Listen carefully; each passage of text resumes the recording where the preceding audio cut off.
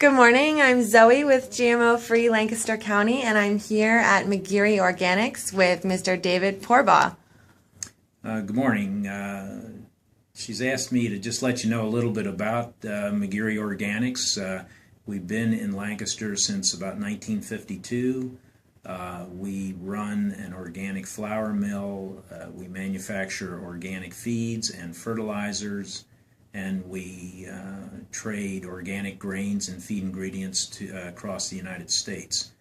Our Daisy flour is an old label from Lancaster, and in the 1800s there were some grocery families that started Lancaster milling, and when that mill closed in '82, we hung on to the label and started it again when we found we had a number of organic farmers that had no place to sell their organic wheat.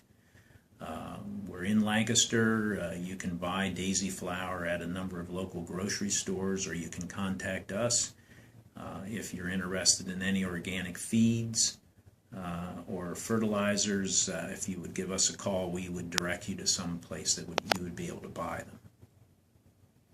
David, would you be able to speak briefly to the fact that a lot of people who have sort of a reaction to wheat have been able to tolerate your flour? Yes, there's a group of people that believe that the older varieties of wheat that have not been messed with by the seed scientists are easier to digest. We have some proof of that in that our organic bread flours all come from one farm and one variety from Kansas, and we have a number of families that buy our flour because their children or their grandchildren can't buy or can't eat and digest any other conventional breads. Right.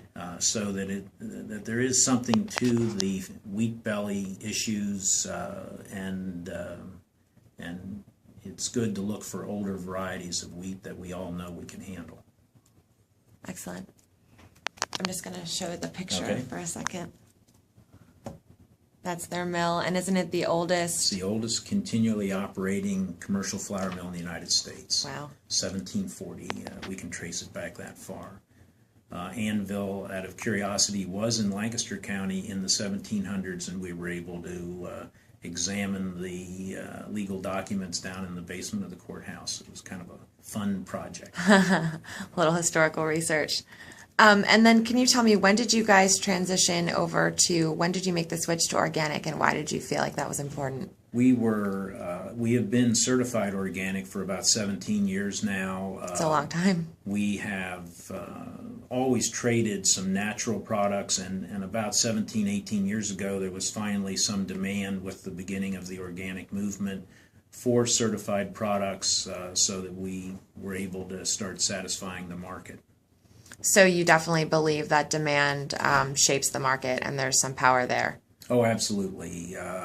Organic foods in the grocery stores have been growing at about 20% a year, and so you see all of the larger companies now jumping into the organic business. What advice would you have for us as someone who has experience in the organic market and experience with seeing how demand shapes markets? What advice would you have for us as people who are trying to move towards a GMO-free America? What advice would you offer?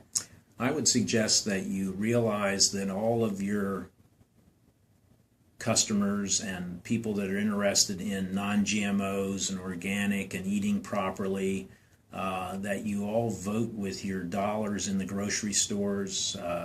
I wouldn't spend any time at all worrying about whether you could get the government to put a non-GMO label on a product. I understand there's some apps that you can use on your telephone to check to see if a product is GMO free, and you can just go straight down the grocery aisle and very quickly determine if it's something you want to buy or not. And I can guarantee that the grocery stores will be paying attention to you within no time at all.